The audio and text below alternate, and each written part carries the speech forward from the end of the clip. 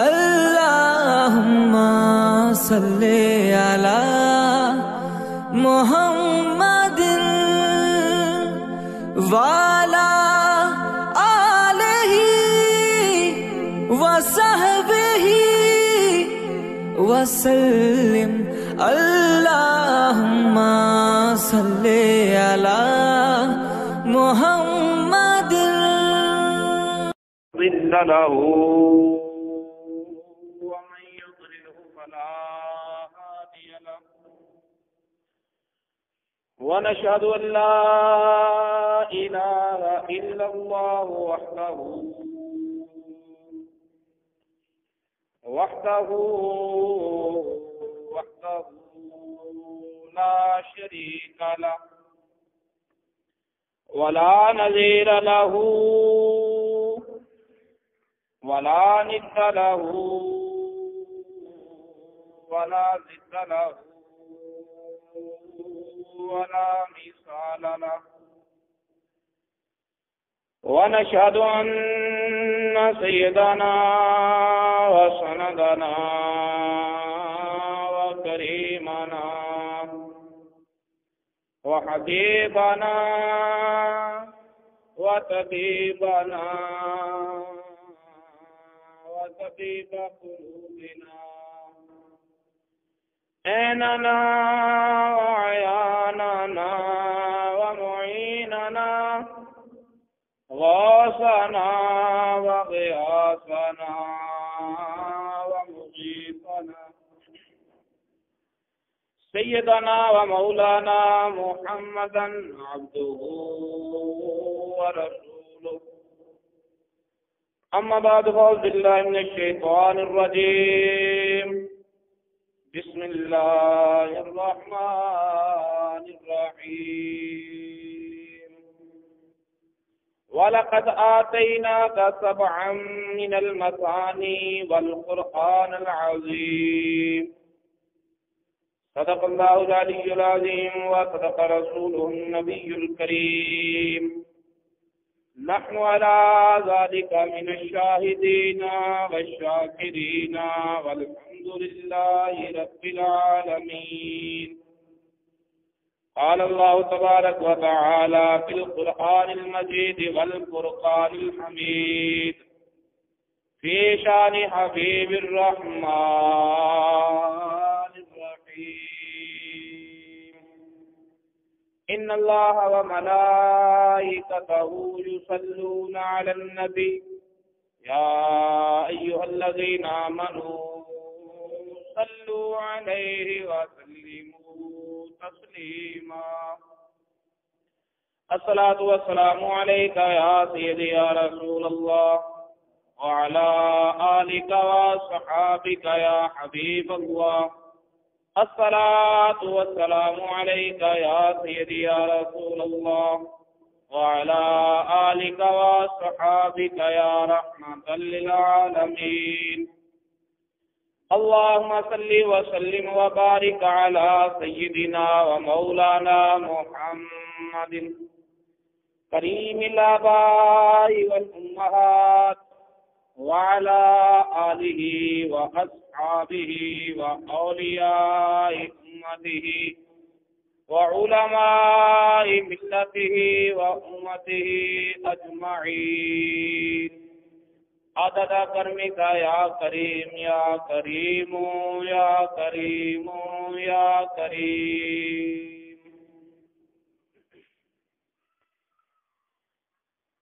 تانگان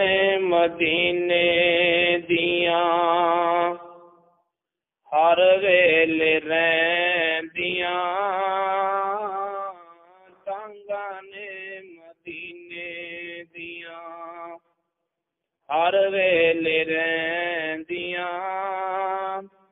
اکھیاں حضور دے فراق وچ ویندیاں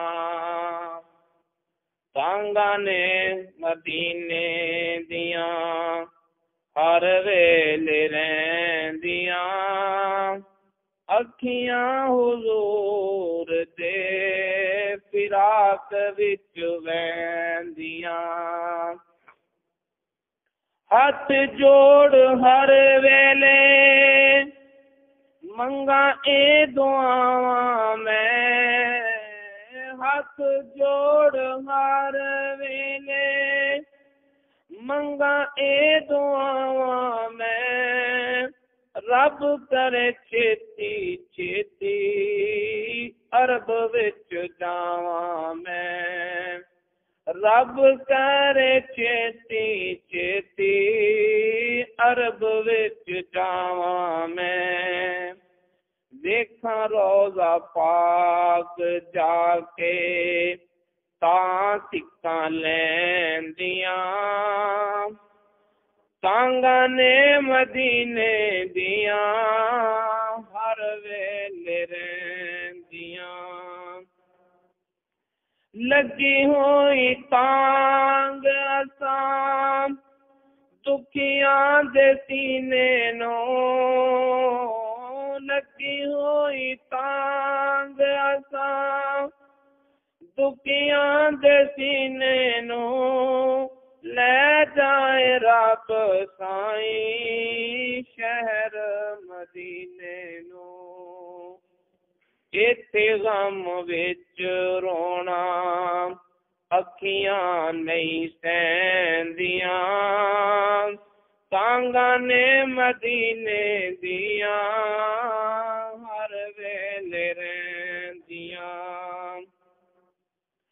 باج دیدار میری جان دکھی ہوئی ہے، باج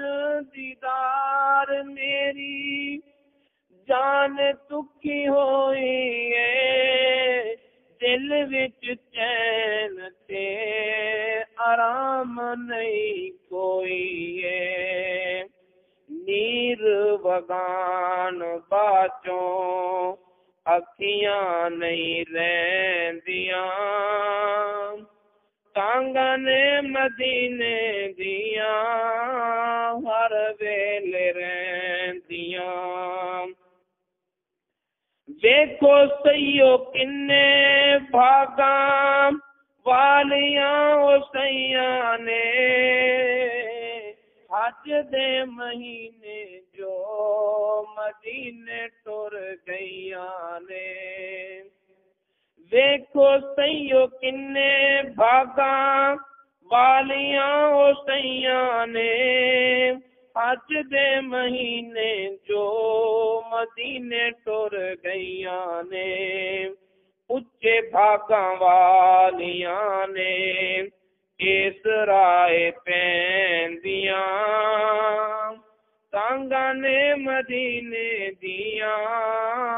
ہر ویلے رہندیاں، جاگے جے حنیف قسمت میں گناہگار دی، ہو جائے نصیب مینوں دید سرکار دی، جاگے جے حنیف قسمت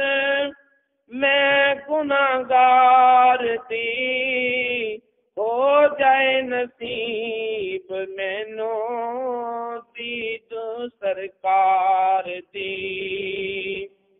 میرے جیاں درد بھریاں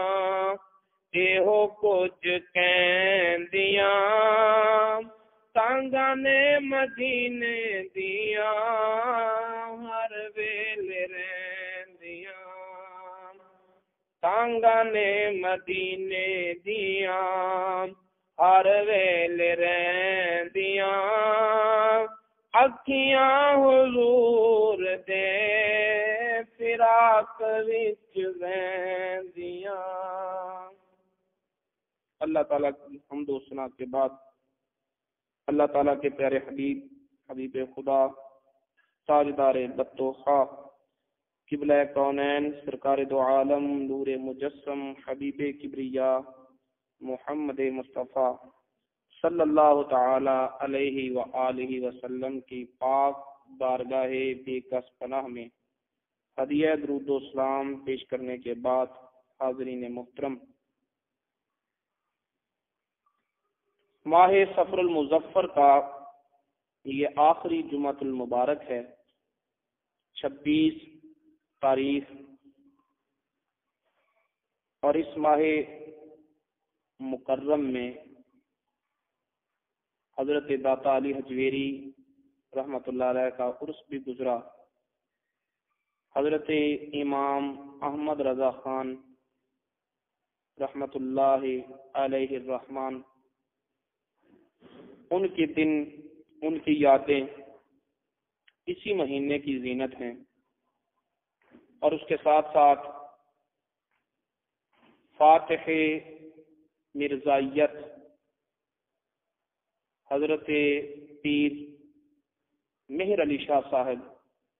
آفتاب گولڑا شریف رحمۃ اللہ تعالی علیہ،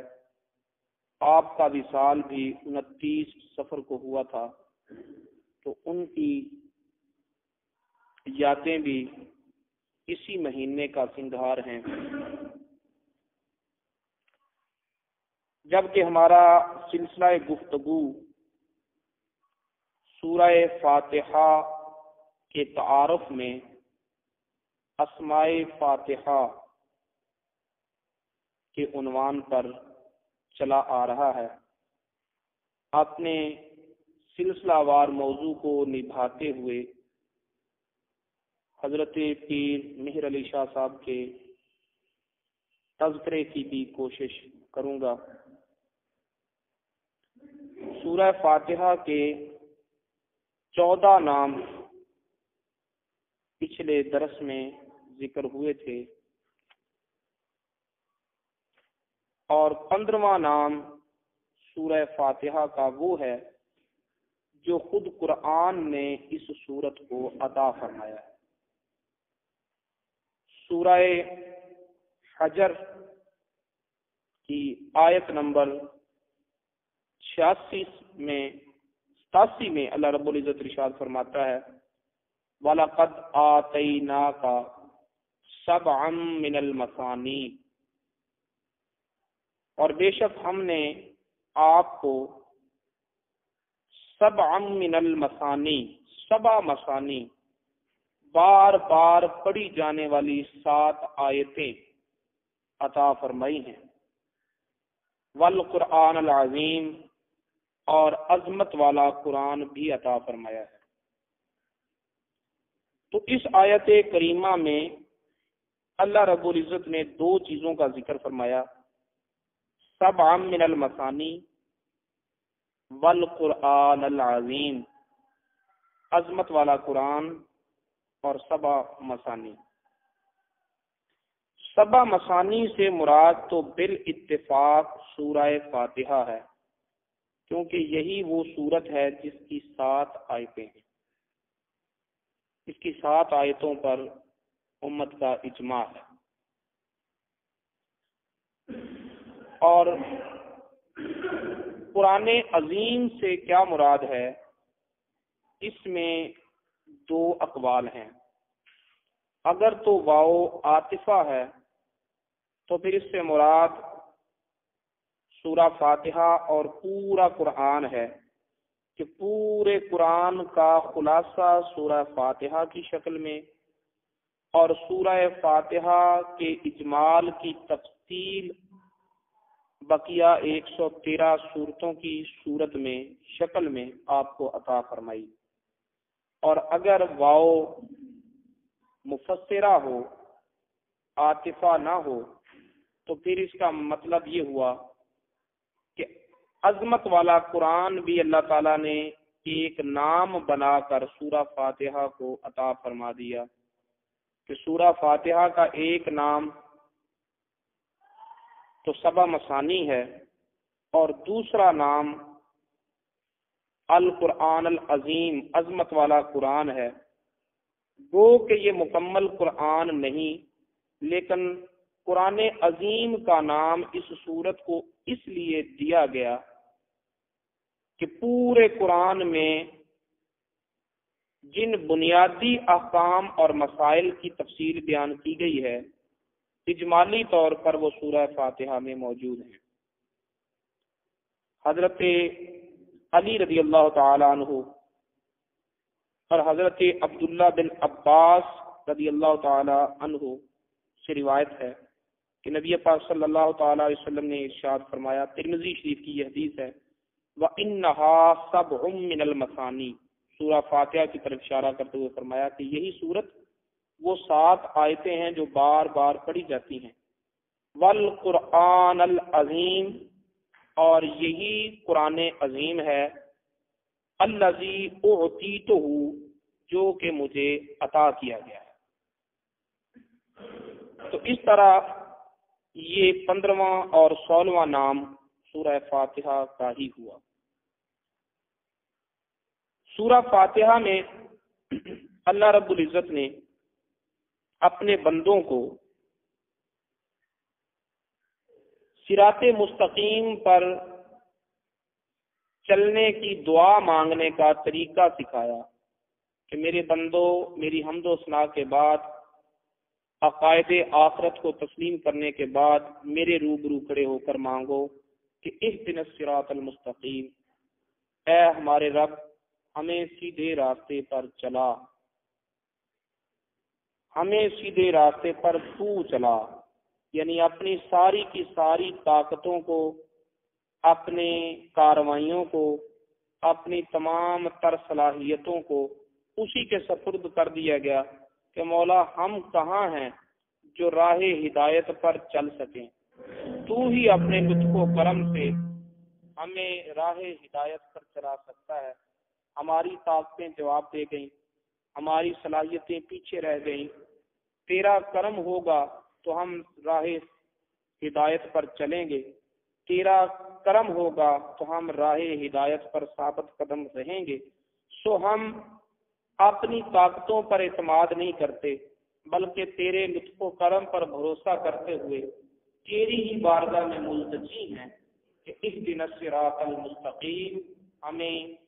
صراط مستقیم پر چلا۔ تو اس حوالے سے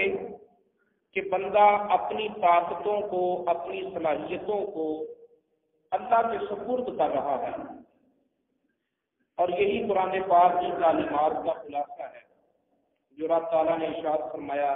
ایک پیغمبر کی زبانی کہ وَأُفَوِّضُ أَمْرِي إِلَى اللَّهِ، میں اپنے تمام تر امور کو اللہ کے سپرد کرتا ہوں۔ اور بندہ بھی سورہ فاتحہ میں صراط مستقیم کی دعا کرتے ہوئے اپنی تمام تر معاملات کو اللہ کے سپرد کرتے ہوئے راہ ہدایت کی بھیک مانگتا ہے۔ تو اس طرح سورہ فاتحہ کا ایک نام سورہ التفویض بھی ہے، یعنی بندے کا اپنا آپ خدا کے سپرد کر دینا، یہ بھی ایک سورہ فاتحہ کا نام ہے۔ اور سورہ فاتحہ کا 18واں نام ہے الکافیہ۔ الکافیہ کفایت سے ہے، کیونکہ یہ سورت وہ ہے جو ترتیب صلاۃ کے اعتبار سے کسی بھی سورت کی جگہ یہ سورت پڑھی جا سکتی ہے، لیکن اس کی جگہ کوئی دوسری سورت نہیں لے سکتی۔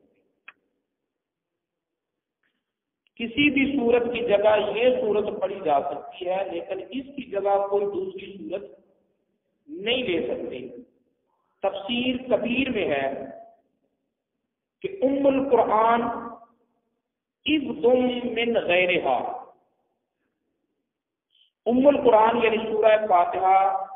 ہر سورت کا بدل ہو سکتی ہے، ولیس غیرہا عوضا عنہا،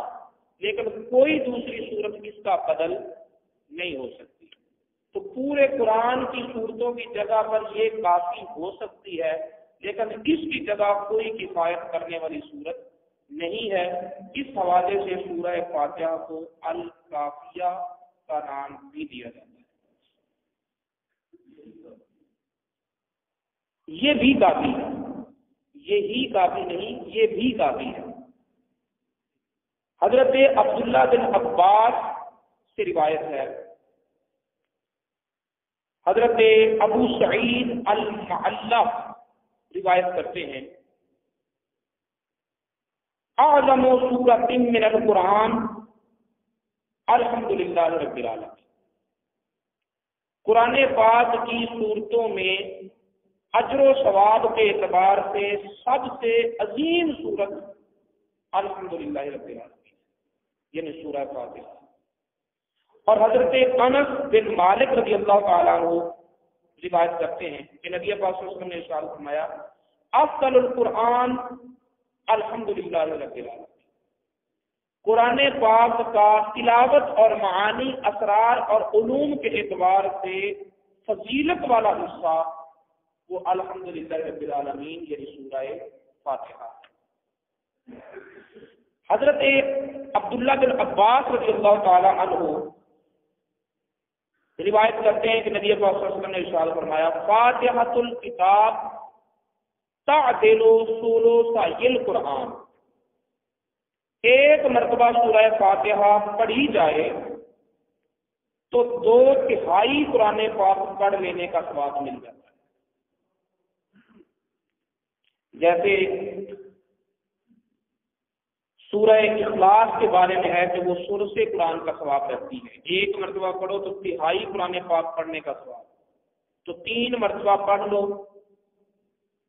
تو قرآن پاک پڑھنے کا ثواب۔ لیکن یہ قرآن پاک پڑھنا اور سورہ اخلاص پڑھنا یہ دونوں برابر نہیں ہے ثواب کے اعتبار سے، کہ پورا قرآن پڑھنے کی تلاوت کا جو اجر اور ثواب ہے وہ 3 مرتبہ سورہ اخلاص پڑھ لیں تو وہ ثواب برابر ہو جائے گا۔ تو سورہ فاتحہ کے متعلق یہ فرمایا کہ سورہ فاتحہ کو پڑھ لیں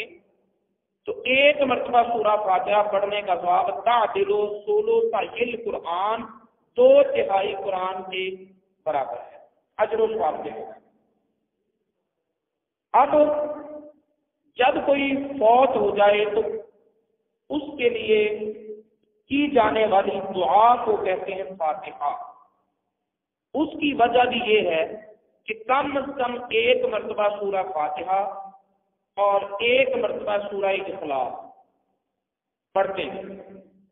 تو سورہ فاتحہ پڑھنے کا ثواب بخاری کی حدیث عبداللہ بن عباس راوی کے حوالے سے 2/3 قرآن کے برابر، اور سورہ اخلاص پڑھنے کا ثواب 1/3 قرآن پڑھنے کے برابر، دونوں کو اکٹھے پڑھیں گے تو پورا قرآن پاک پڑھنے کے برابر ثواب ملتا ہے۔ تو فاتحہ اسی لیے نام دیا جاتا ہے اس دعا کا کہ اس میں فاتحہ اور اخلاص پڑھی جاتی ہے تاکہ مرنے والے کو ہم 1 قرآن پاک کا ثواب دیں گے، احسان ثواب کر دیں۔ اور کیا اس پڑھنے کا فائدہ مرنے والے کو ہوتا ہے یا نہیں؟ تفسیر کبیر اور تفسیر الکشاف میں یہ روایت موجود ہے۔ حضرت حذیفہ بن یمان رضی اللہ تعالی عنہ اس کے راوی ہیں، فرماتے ان النبی صلی اللہ تعالی علیہ وسلم قال، بے شک نبی پاک صلی اللہ علیہ وسلم نے ارشاد فرمایا ان القوم لیبعث اللہ علیہم العذاب، کوئی قوم جس کے متعلق اللہ رب العزت عذاب دینے کا ارادہ فرما دے، حتما مقضیہ، پکا ارادہ اللہ تعالیٰ فرما دیتا ہے کہ آپ ان کو عذاب دے لیں، فَيَقْرَأُ سَبْيٌ مِّن صِبْيَانِهِمْ فِي الْكِتَابِ الْحَمْدُلِلَّهِ رَبِّ الْعَالَمِينَ، پھر اس قوم میں سے کوئی بچہ قرآن پڑھتے ہوئے سورہ فاتحہ پڑھتا ہے، فَيَسْمَعُ اللَّهُ تَعَالَى، اور اس بچے کی زبان سے سورہ فاتحہ رب تعالیٰ سماعت فرماتا ہے، سنتا ہے، فَيَرْفَعُ عَنْهُمْ بِذَلِكَ الْعَذَابَ 40 سَنَةً، تو اللہ رب العزت اس بچے کے سورہ فاتحہ پڑھنے کی برکت سے اس پوری قوم سے 40 سال تک عذاب کو مؤخر کر دیا۔ سورہ فاتحہ بچے نے پڑھی اور عذاب پوری قوم سے ٹل گیا۔ تو یہ وہ صورت ہے کہ جو بچہ پڑھے تو اس بچے کے پڑھنے کی وجہ سے پوری قوم سے عذاب ٹل جاتا ہے۔ تو وہ صورت اللہ تعالیٰ نے ہر نماز میں ہر رکعت کا حصہ بنا دی۔ تو جب نمازی نماز پڑھتا ہے اور اس سورت کو آغاز کرتا ہے، پڑھتا ہے، تو پھر اس سورت کی برکت سے ہر نمازی کو یہ فیض ملتا ہے کہ اس سے اور اس کی برکت سے، اس کی قوم سے اللہ رب العزت اپنے عذاب کو ٹال دیتا ہے۔ تو بچے کے پڑھنے کی وجہ سے قوم سے عذاب ٹالا، اسی طرح قوم سے پڑھنے کی وجہ سے اس مذکور مرحوم سے بھی عذاب کے ٹلنے کی امید ہے کہ اللہ تعالیٰ اس سے بھی عذاب کو ٹال دیتا ہے جب بار بار اس کے لیے سورہ فاتحہ پڑھی جاتی ہے۔ اور اسی سورت کا ایک نام سورۃ الواقیہ، سورۃ الواقیہ بھی ہے، اور واقیہ وفا سے ہے، اور وفا کا معنی پورا کرنا، پورا کرنا۔ کسی بھی صورت جس کی کم سے کم 6 آیتیں ہوں، اس کے متعلق یہ حکم ہے کہ نمازی کو اختیار ہے کہ 3 آیتیں ایک رکعت میں پڑھ لے اور 3 آیتیں دوسری رکعت میں پڑھ لے۔ لیکن اس صورت کی اگرچہ 7 آیتیں ہیں، لیکن جو بھی اس کا آغاز کرتا ہے اس کو یہ اجازت نہیں ملتی، بلکہ اسے یہ حکم ہے کہ آپ شروع کی ہے تو پوری کی پوری پڑھو۔ تو اس واسطے کہ اسے ادھورا پڑھنا جائز نہیں، اسے پورا پڑھنے کا حکم ہے، تو اس سورت کا نام سورہ الواقیہ بھی ہے، کیونکہ اس سورت کو آدھا پڑھنے کی اجازت، یہ جب شروع کی تو آپ پوری رقم میں پوری پڑھو، آدھی نہ پڑھو۔ اس حوالے سے سورت کا نام سورہ الواقیہ بھی ہے۔ اور سورت کا 20واں نام ہے سورۃ الواقیہ، واقعہ نہیں، واقعہ، وقیٌ سے، وقیٌ کا معنی ہے چھپا لینا، بچا لینا، محفوظ کر لینا۔ تو یہ سورت اپنے پڑھنے والے کو شدائد و مصائب سے بچا لیتی ہے، محفوظ کر لیتی ہے، اس لیے اس سورت کا نام الواقیہ بھی ہے۔ اس سورت کو پڑھنے والا اللہ کی امن میں چلا جاتا ہے، جیسا کہ حضرت انس بن مالک رضی اللہ تعالیٰ عنہ سے روایت ہے، اور حضرت تفسیر کبیر میں حضرت انس رضی اللہ تعالیٰ عنہ کی یہ روایت صاحب ابن کثیر نے اس کو نقل کیا ہے۔ فرماتے ہیں کہ نبی پاک صلی اللہ علیہ وسلم نے ارشاد فرمایا، اذا وضعت جنبک علی الفراش، اے انس جب سونے کے لیے تو نے اپنا پہلو بستر پر لٹا دیا، بچھا دیا، رکھ دیا، وقرأت فاتحۃ الکتاب، اور بستر پر لیٹ کر تو نے سورہ فاتحہ پڑھی، وقل هو اللہ احد، اور سورہ فاتحہ کے بعد سورہ اخلاص بھی پڑھی، فقد آمنت کل شیء الا الموت، تو موت کے سوا ہر حادثے سے تو معمول رہے، موت کے علاوہ ہر حادثے سے تو محفوظ ہو گیا، تو نے امن پا لیا۔ تو چونکہ یہ سورت اپنے پڑھنے والے کو مصائب سے، شدائد سے، حادثات سے، بلیات سے چھپا لیتی ہے، محفوظ کر لیتی ہے، اس لیے اس سورت کا نام سورۃ الواقیہ بھی ہے۔ واقیہ، بچانے والی، محفوظ کرنے والی، چھپا لینے والی، اس وجہ سے سورت کا نام یہ بھی ہے۔ اور جنہوں نے اس سورت کو اپنے عمل میں رکھا، جنہوں نے اس سورت کو ہر وقت سونے سے پہلے پڑھا، ان کی زندگی کے اگر واقعات کو دیکھا جائے تو صدق قلب، صمیم دل کے ساتھ اس سورت کے پڑھنے والوں کی زندگی کو دیکھا جائے تو اس سورت نے اپنے پڑھنے والوں کو اسی طرح بچا لیا جیسے کہ ناگہانی آفات سے ماں اپنے بچوں کو اپنی آغوش سے محبت میں لے لیتی ہے۔ حضرت پیر مہر علی شاہ صاحب جب آپ کا شہرہ ہوا، چرچا ہوا، تو ملنے والی عزت سے محبین، معتقدین،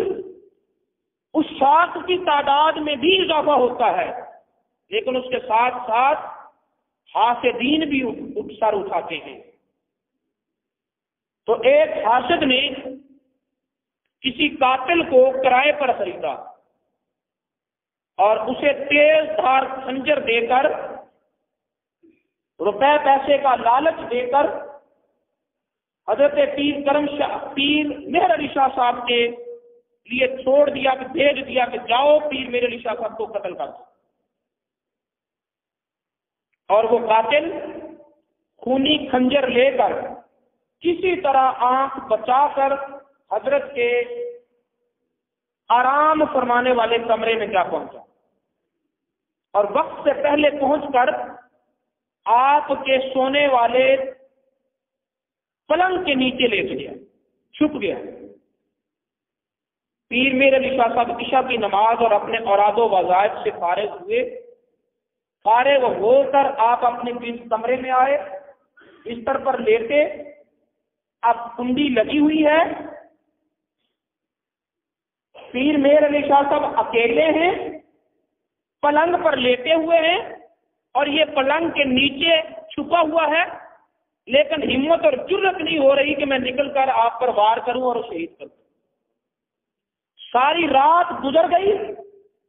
اور اس کے دل نے، اس کے حواس نے ساتھ نہ دیا کہ وہ آپ پر قاتلانہ حملہ کر پائے۔ حضرت پیر مہر علی شاہ صاحب کی تو آنکھ لگ گئی، سو گئے، اور سوتے میں آپ کا بازو پلنگ سے نیچے لٹکا تو ایسی ہیبت طاری ہوئی کہ وہ پلنگ کے نیچے سے نکلا اور کنڈی کھول کر باہر بھاگ گیا۔ بچانے والا کوئی نہیں، لیکن پیر مہر علی شاہ صاحب کی اپنی علمی روحانی شخصیت کے ساتھ ساتھ یہ معمول بھی تو تھا کہ جب بھی آپ بستر راحت پر لیٹتے تھے تو سونے سے پہلے سورہ فاتحہ اور اخلاص پڑھ لیا۔ یہ پیر صاحب کی کرامت بھی ہے اور سورہ فاتحہ کا پیغام بھی ہے کہ آپ نے دشمن کے ہاتھوں سے اپنے پڑھنے والے کو بچا لیا۔ چند دنوں کے بعد وہی شخص ایک مقدمے میں گرفتار ہو کر جیل پہنچا، تو لوگوں نے سنا کہ اس کی زبان پر تھا کہ جس جرم میں مجھے پکڑا گیا ہے میں نے یہ جرم تو نہیں کیا، لیکن جرم میں نے وہ کیا ہے جو پیر صاحب کو قتل کرنے کے لیے پہنچا تھا۔ مجھے اس جرم کی سزا نہیں مل رہی، بلکہ مجھے تو اس سابقہ جرم کی سزا میں پکڑا گیا۔ پیر مہر علی شاہ صاحب کی شخصیت کسی تعارف کی محتاج نہیں۔ آفتاب بولنا کی شخصیت میں ہزاروں خوبیاں ہیں، سینکڑوں آپ کے محاسن ہیں، جن میں سے بہت بڑی عظمت والی بات یہ بھی ہے کہ جب فتنہ قادیانیت، فتنہ مرزائیت، جھوٹا دجال دعوی نبوت پہ آیا تو اس وقت تک باوجود کہ ہزاروں کی تعداد میں علماء و مشائخ موجود تھے، لیکن بارگاہ نبوت سے منظوری ملی تو وہ پیر مہر علی شاہ صاحب کو، جنہوں نے اپنی روحانی اور علمی وجاہت کی برکت سے اور نگاہ نبوت کے فیضان کی برکت سے مرزا قادیانی کو وہ شکست دی کہ اپنی پوری زندگی پھر وہ سامنے کبھی نہ آ سکتا، میدان میں کبھی نہ آ سکتا۔ پیر مہر علی شاہ صاحب نے جب حج کیا تو وہیں پر ارادہ کیا کہ اب میں شہر مکہ میں ہی رہوں گا، وہیں رہوں گا، وہیں اپنی زندگی پوری کروں گا، یا شہر مدینہ میں گزر ہوگی، شہر مکہ میں حاضری ہوگی، شہر مدینہ میں رہنا ہوگا، شہر مدینہ میں رہیں گے، شہر مکہ میں جائیں گے، بس اسی تسلسل میں زندگی کے دن پورے کریں گے۔ اور انہی دنوں میں حاجی امداد اللہ مہاجر مکی بھی شہر مدینہ میں، شہر مکہ میں مقیم تھے۔ تو حاجی صاحب کو کشف حاصل تھا آپ نے ایک غیبی اشارے کی بنا پر کہا کہ مہر علی تیرا یہاں رہنا تیرے یہاں رہنے سے بہتر ہے کہ تو اپنے وطن لوٹ جائے، کیونکہ تیرے وطن میں ایک فتنہ کھڑا ہونے لگا ہے، ایک فتنہ اٹھنے والا ہے، اور تیری موجودگی کا یہ اثر ہوگا کہ اگر تو بول کر نہ بھی کرے گا تو تیری موجودگی کی برکت سے تیرے وطن میں وہ فتنہ پھیل نہیں سکے، صرف تیری موجودگی اس فتنے کو دبانے کے لیے کافی ہے۔ تو اس اشارہ غیبی کو لے کر پیر میر علی شاہ صاحب واپس وطن آئے۔ جب وہ واپس آئے تو یہی وہ دن دور تھا جب مرزا قادیانی نے نبوت کا دعویٰ کر دیا تھا، لیکن یہ بات ذہن میں رہے کہ مرزا قادیانی نے ابتدان اسلام کے متعلق لکھا، ابتدان قرآن کے متعلق لکھا، ابتدان نبی پاک صلی اللہ تعالی وسلم کے متعلق لکھا، اور اتنا اچھا لکھا کہ بڑے بڑے صوفیاء، بڑے بڑے علماء اس کے علم کا اعتراف کرنے لگے، اس کے علم کا اعتراف کرنے لگے۔ پھر یہیں سے بڑھتا بڑھتا اس نے مجدد ہونے کا دعویٰ کر دیا کہ میں مجدد وقت ہوں، جبکہ اس سے پہلے وہ عیسائیوں کے ساتھ مناظرے کرتا تھا، اسلام کی دعوت دیتا تھا، یہودیوں کے ساتھ مناظرے کرتا تھا، اسلام کی دعوت دیتا تھا۔ اس کے اس کردار کو علماء وقت نے سراہا۔ پھر اس نے کہا کہ میں مجدد وقت ہوں۔ کچھ علماء خبردار ہوئے کہ اب یہ حد کراس کر رہا ہے۔ پھر اس نے کہا کہ میں امام مہدی ہوں۔ پھر کچھ صوفیاء بھی خبردار ہوئے کہ یہ حد سے بڑھ رہا ہے۔ پھر وہ کہنے لگا کہ میں عیسیٰ ہوں۔ پھر اس نے کہا میں بروزی نبی ہوں۔ پھر وہ کہنے لگا کہ میں مسیح محمد ہوں، نعوذ باللہ من ذالک۔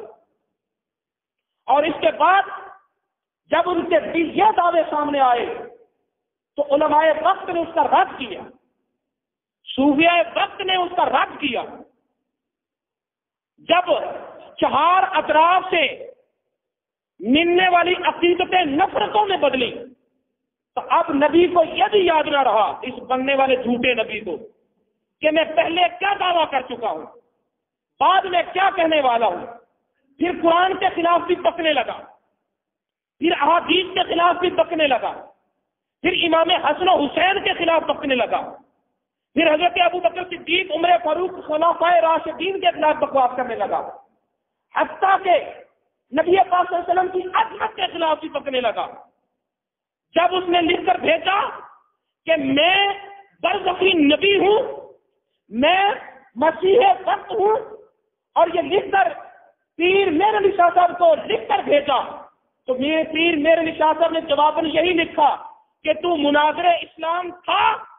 مناظر اسلام رہ، میں تیری توجہ دلاتا ہوں کہ تو وہی کام کر تو پہلے کر رہا تھا،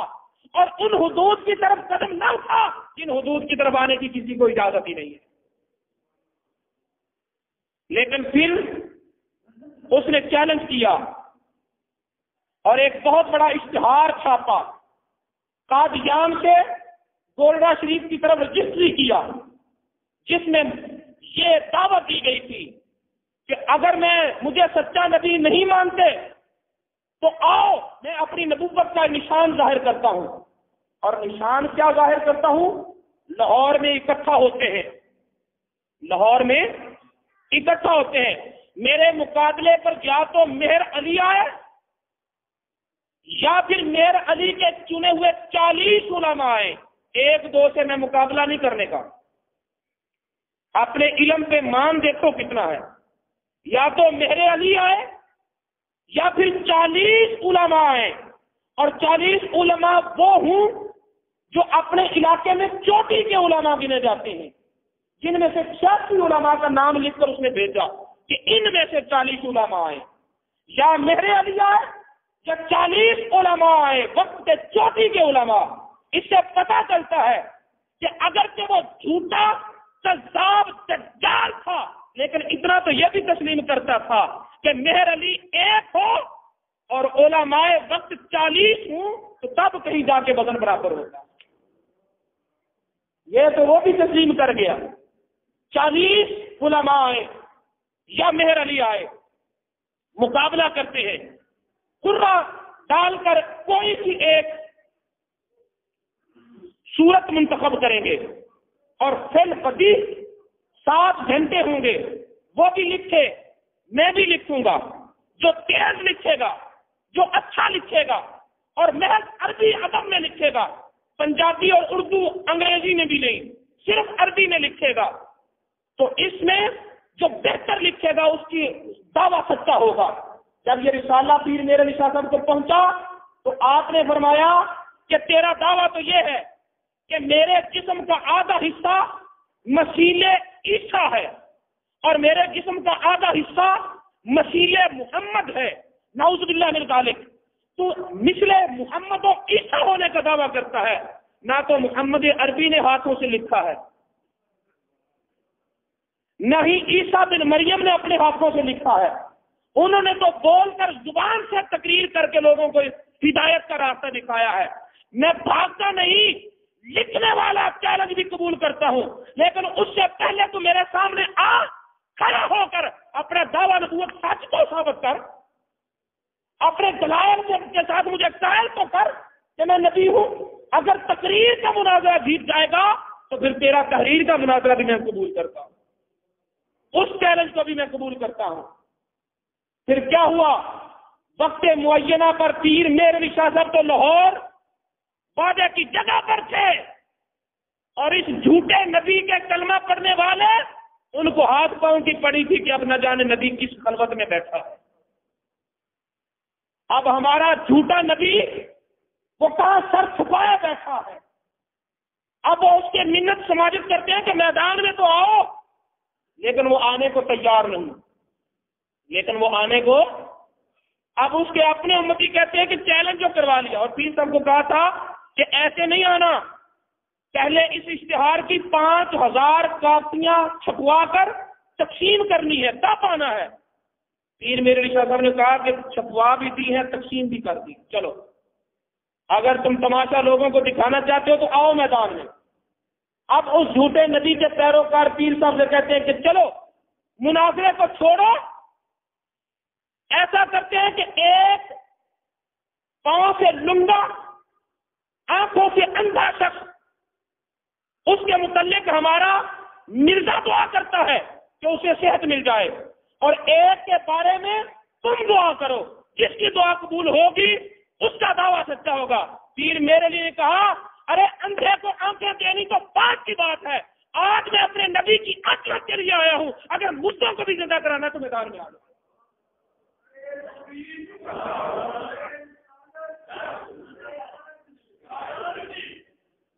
اگر مردوں کو بھی زندہ کروانا ہے تو آج میدان میں آ جاؤ. لیکن اس کو میدان میں آنے کی ہمت نہ ہوئی. پھر آپ نے اپنے وجدانی کیفیت میں یہ بھی کہہ دیا کہ ارے تو کہتا ہے تفسیر لکھنے کا, تو کہتا ہے تفسیر لکھنے کا. میرے آقا کی امت میں ایسے شخص بھی موجود ہیں کہ جو اگر قلم کو حکم دیں تو خراب سے کیا لکھنا ہے وہ قلم خود اٹھ کر لکھے گی, وہ قلم خود اٹھ کر لکھے گی. لیکن فبہت الذی کفر, کافر مبہوت رہ کر رہ گیا اور اسے میدان میں آنے کی جرت نہ ہو سکی. بعد میں پوچھا گیا کہ حضور مہر علی شاہ صاحب سے کہ حضور آپ کی تو عادت ہے, آپ تو اپنے باطنی حالات کو ظاہر کرتے ہی نہیں ہے, تو اتنا بڑا دعویٰ. آپ نے پنجابی میں کہا کتے دیاں چھاڑی کلے دے سارا سر تے, کتے دیاں چھاڑی کلے دے سر تے ہوندیاں. کہ میں جو دعویٰ کر رہا تھا تو ایسے نہیں کر رہا تھا, معبود کی طرف سے اشارہ ہو رہا تھا اور میں کہہ رہا تھا. میرے دوستو, پیر مہر علی شاہ صاحب کا عرس 29 ذیقعدہ آپ کا وصال ہے, تو آپ کا تذکرہ ہو اور آپ کے اس بہادرانہ اور جرت امیز واقعے کی یاد نہ آئے تو یہ ناانصافی ہوگی. پیر میر علی شاہ صاحب وہ ہیں کہ جنہوں نے مرزا قادیانی کی جھوٹی نبوت کا پردہ فاش کر دیا، ورنہ وہ اپنے تلبیس ابلیسی کے جال میں وہ بڑے بڑے علماء کو پھانس چکا تھا۔ اپنی علمی وجاہت اور ابتدائی کتابیں آج بھی، میں اپنے نوجوانوں کو توجہ دلا دوں کہ آج بھی جو اس مرزے کے پیروکار ہیں، جو اپنے آپ کو ظاہر تو نہیں کرتے، کہتے ہیں ہم بھی مسلمان ہیں، کلمہ وہی پڑھتے ہیں، قرآن وہی پڑھتے ہیں، لیکن اندر ہی کھاتے سے وہ سادے اور بھولے بھالے مسلمانوں کے ایمان کی جڑیں کاٹ دیتے ہیں۔ وہ ابتدائی طور پر وہی ابتدائی کتابیں دکھاتے ہیں جن ابتدائی تحریروں سے مرزا قادیانی نے مسلمانوں کی توجہ اپنی طرف حاصل کی تھی، لیکن بعد میں وہ سبق پڑھاتے ہیں جس سبق کو پڑھ کر وہ خود بھی جہنم کا کتا بنا اور دوسروں کو بھی جہنم کی طرف کھینچ رہا ہے۔ اس لیے میرے دوستو، اس نام سے نفرت کرو اور یہ بات پلے باندھ لو کہ جب ہمارے نبی نے فرما دیا کہ لا نبی بعدی، میرے بعد کوئی نبی نہیں، نہ ذلی نبی، نہ بروزی نبی، نہ مثیلی نبی، کوئی نبی نہیں، میرے بعد کوئی نیا نبی نہیں ہے۔ ہاں اگر آئیں گے تو عیسیٰ علیہ السلام آئیں گے، جو نئے نبی نہیں ہے، نبوت تو انہیں پہلے سے ملی ہے، صرف آسمانوں سے نیچے اترنا، صرف آسمانوں سے نیچے اترنا ہے۔ لا نبی بعدی، کوئی نبی میرے بعد نہیں ہے۔ اللہ رب العزت کی بارگاہ میں دعا ہے کہ وہ ہمیں اسی عقیدہ پر زندہ رکھے، اسی عقیدہ پر موت عطا فرمائے۔